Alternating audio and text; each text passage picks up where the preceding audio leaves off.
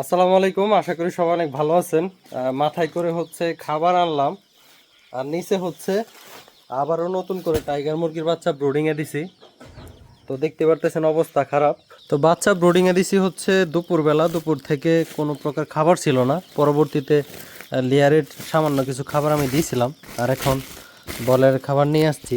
তাহলে নিজের হাতে ইনটেক বস্তা ভেঙে তারপরে খাবার আনবেন, খোলা খাবার খাওয়াবেন না। খোলা খাবার খাওয়ালে মুরগির নানান ধরনের সমস্যা হয়। আর এটা হচ্ছে সিপি কোম্পানির খাবারটা, দেখেন কত সুন্দর। যদি প্যারেন্টস করি তাহলে অবশ্যই লেয়ারের খাবারটা দিই, আর যদি বাচ্চা ব্রুডিং করি তাহলে ব্রয়লারের খাবারটা দিই। বাচ্চা দেখেন কোনো প্রকার খাবার নাই, নষ্ট করে ফেলছে। এদিকে হচ্ছে পেপার বিছিয়ে দিতে হবে। দেখেন আমি খাবার ছিটাই দিই, দেখেন কী পরিমাণে বাচ্চা খাবার খায়। আমি তো খাবার দিতেছি, কারণ এদেরকে ভালোভাবে এখন পর্যন্ত খাবার দিতে পারি নাই। দেখেন প্রত্যেকটা বাচ্চা অ্যাক্টিভ, মাশাল্লাহ খাবার খাইতেছে।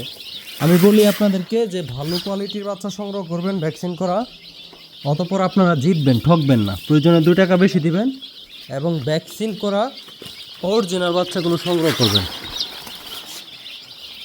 দেখেন প্রত্যেকটা বাচ্চা অ্যাক্টিভ, মাশাল্লাহ। আমি আপনাদেরকে দেখানোর চেষ্টা করতেছি।